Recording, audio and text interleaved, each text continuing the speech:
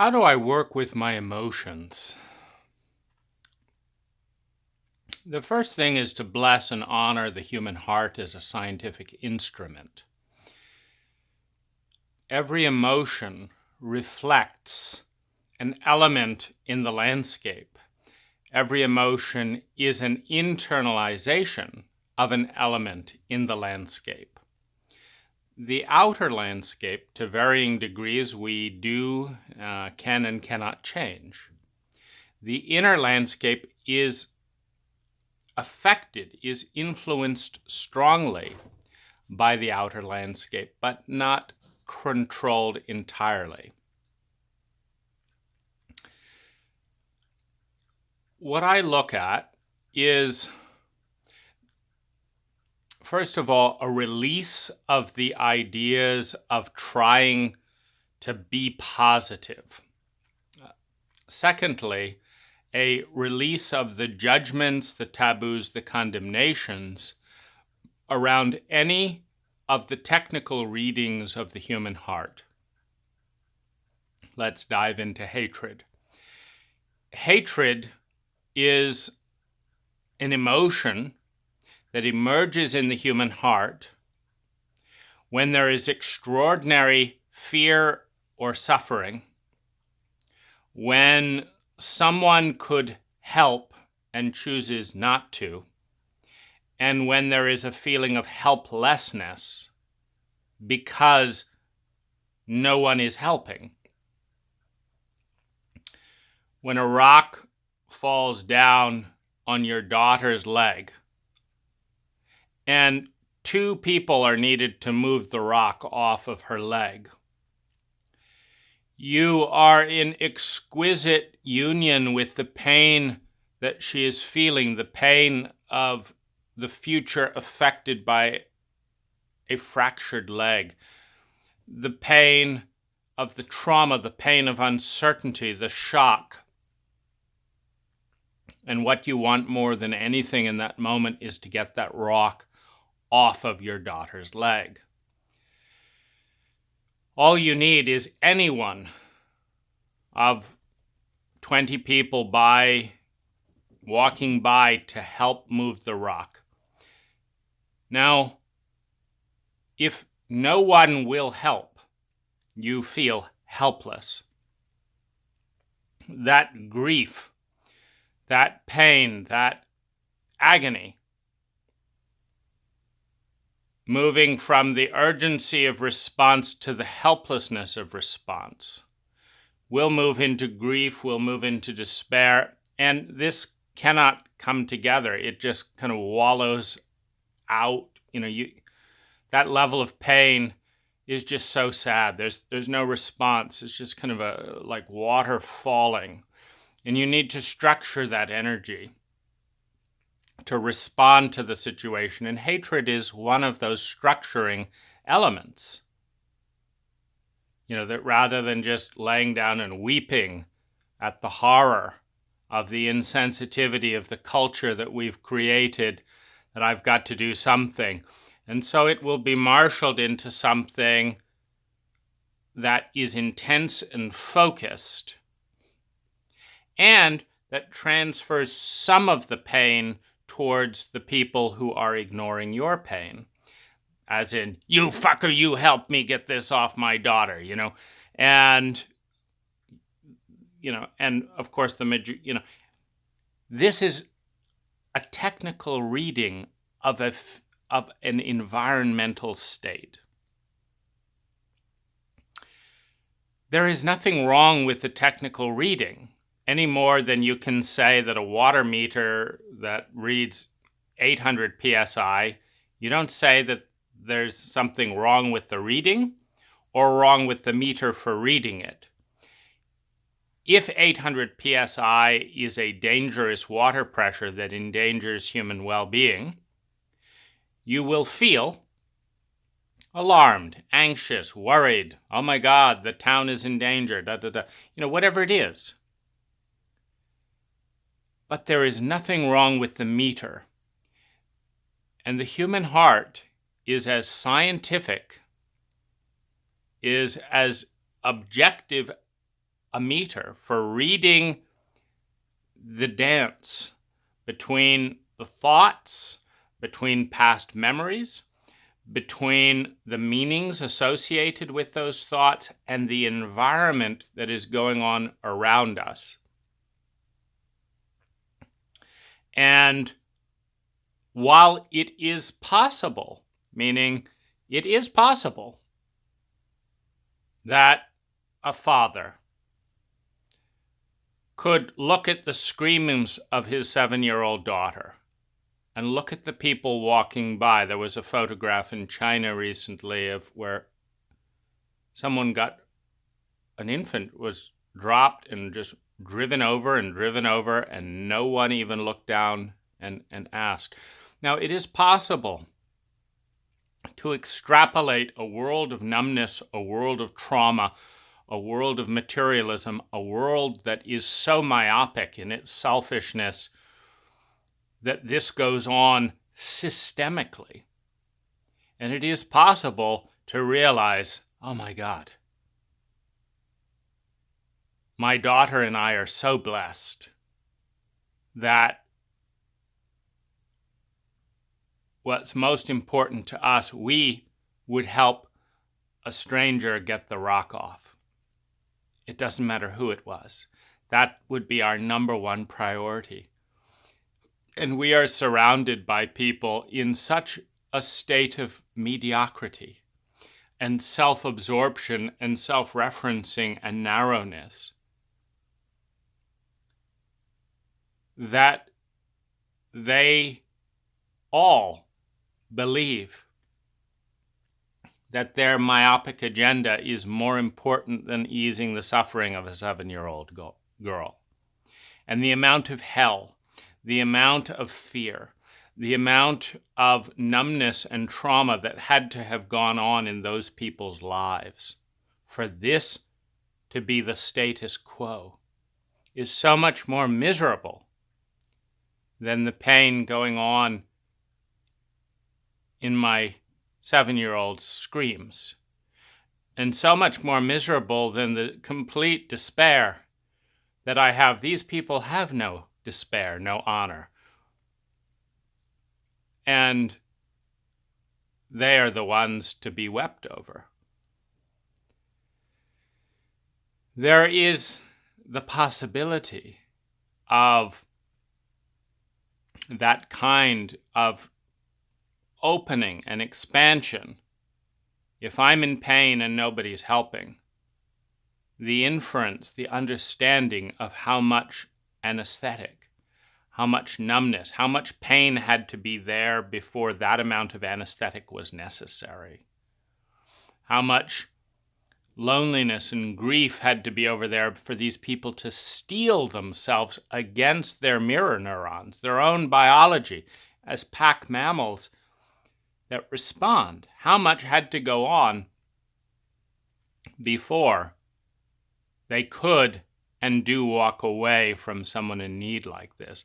And so there is a way that this betrayal of humanity can translate naturally into compassion and grief, whether or not this diverts the focus away from the 7-year-old girl and her leg.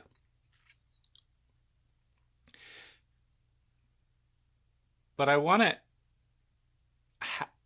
embrace and frame this paradigm of honoring the meter of the heart, that whatever you feel is an accurate reading, is a valid reading, is a useful reading for the thoughts, beliefs, past events, projected future events, and the environment in which you are in, and that these are interconnected.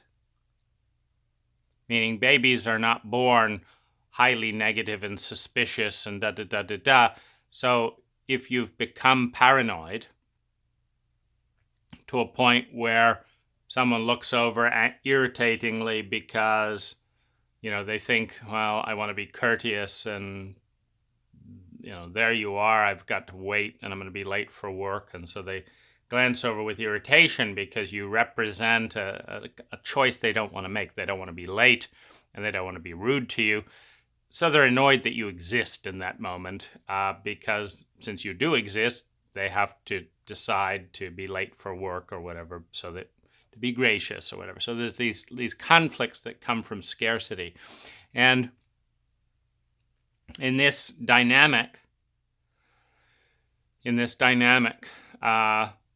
you can then, referencing all kinds of past things, say that, they're selfish and da-da-da, and they tried to take the place, but and you can make that up, but that doesn't come from nowhere. If you're raised in a household with a sociopathic narcissist, more accurately, a human being that has been so traumatized, so wounded, that their dominant identity is a state of sociopathic narcissism. If you have the great misfortune to be born to such a home, and you've experienced more than 10,000 moments with a primary caregiver in a sociopathic narcissistic state, this will induce paranoia. And it says volumes about this world and our world. What it says is that your caregiver, they're obviously an adult, so let's say, your caregiver is 20 to 80 years old. That means that their trauma and wound was allowed to stay unhealed in the entire social environment for at least 20 years. That means that thousands and thousands of people have interacted with your caregiver and not had the technology, the willingness, the courage to advocate for that person enough to heal their malady. Because a sociopathic state, a narcissistic state, is not fun. It is a traumatic coping mechanism. If you just move someone into a lab and with drugs or other things, there are different drugs. They will heal anxiety like that. They will heal pain like that. They will heal this like that. And you just dial it up and say, do you like this, or do you like being paranoid and narcissistic and sociopathic? There isn't any person who can choose a sustainable, certain path of healthy well-being who prefers physiologically, mentally, or emotionally a painful path. And being sociopathic is painful. You first have to have that relationship with yourself, then you're externalizing it. So it's not fun to be in a sociopathic state. The fact that many of us are, for large sections of our life, speaks more of our culture than it does of ourselves. Speaks more of what's allowed in our culture than what's allowed as individuals. So this is an important thing to be mindful of, that when we look at the dis-ease in an individual, what we're really diagnosing is the dis-ease in the environment, which is produced by imbalances, which are produced by blind spots, which are produced by both imbalances and by pain. When pain and fear and trauma reach certain levels, we wall off portions of reality because we can't digest the 360-degree vision. There's just too much pain there. And when we start partitioning the parts of reality that we are willing to look, when we wall off our infancy, it was just too painful to relate to as an infant, so we switch into the view of an infant of the parent, where the parent has this view, where if you give a little, they look at things heuristically not from the attuned point of the child, but from the attuned point of the culture. And so if you have a nice shiny crib, however cold and reflective the light is, if you have a little balled, little rainbow plastic balls, if there's some little music, ding, ding, ding, ding, ding, they say, oh, that's a happy childhood. And that's an overlay on the actual felt experience, the fact that that infant needs to bond emotionally and has not been able to find a solid, stable emotional template in either parent. And, the pain that when they cry, sometimes they're shaken and nobody knows what they're needing. And this is terrifying when you're just 1 year old, So there's all of this felt experience that gets overlaid with the story of the culture that this is or was a happy childhood. And by the time you get to an adult, if you just wall that whole thing off and say that's too painful to look at as the felt experience of a child, so I'm going to look at it through my parents' eyes. I'm going to betray my own inner child, my own body, and all those different traumatic memories and terrors and confusions and uncertainties and timeless moments. And I'm going to look through the lens of the parents who were themselves so walled off from their own felt experiences that they're believing their parents' version of their childhood. You had nice little cute sneakers. A child doesn't care. You're 2 years old. It's about how did you hand me from one person to another? It's about how long did you go? It's about did my heart rate reach a certain level before you shouted at so-and-so, or when my heart reached a certain level because you shouted at so-and-so that was nearby and because there was gunfire on the TV. How long did it take you to respond? And did you respond by stuffing me with food and telling me that my panic and my emotions can only be medicated by an endless supply of food and sugar? Or did you respond to holding me and calming me and regulating me so that I had a chance to come down and not become dependent on a substance to survive my emotional panic? These are the things. So as these areas of the self get walled off, as they get partitioned one after another, we don't see clearly. We don't like the sense of a void, and so we overlay these areas of reality with projected surrogates. I don't look at this part the way I felt it. I look at it the way my culture feels it.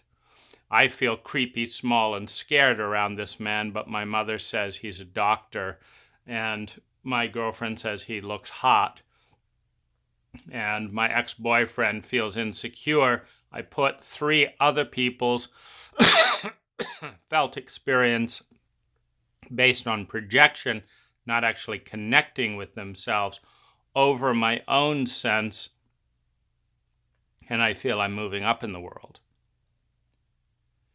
And this is all what's happening instead of reading the human heart to understand this is coming from this thought overlaid with this memory, overlaid with this observation. The observation, my 7-year-old girl has a rock on her. 20 people have just walked by. No one has responded to my call for help. I must be in a sociopathic world. Now, in our culture, the sociopathic veil is partitioned. One of the partitions is, do you own the child?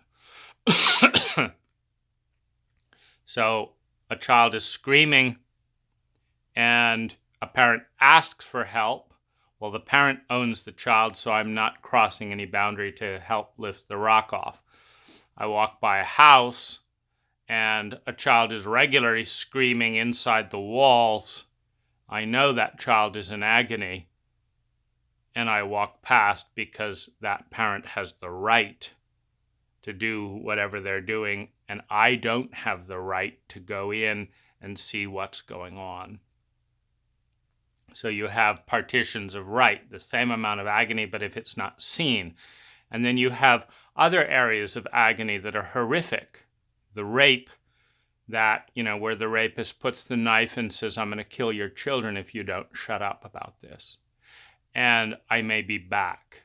And the terror of realizing that the police have no willingness to understand your level of terror, that your culture will not move you, that that nothing can secure your safety, and so you are forced to be silent and in terror while something horrific continues.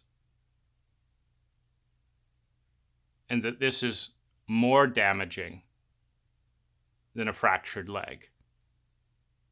And yet nobody is going to ask what's going on. Nobody's going to do a census. Nobody's going to have a town hall meeting to respond.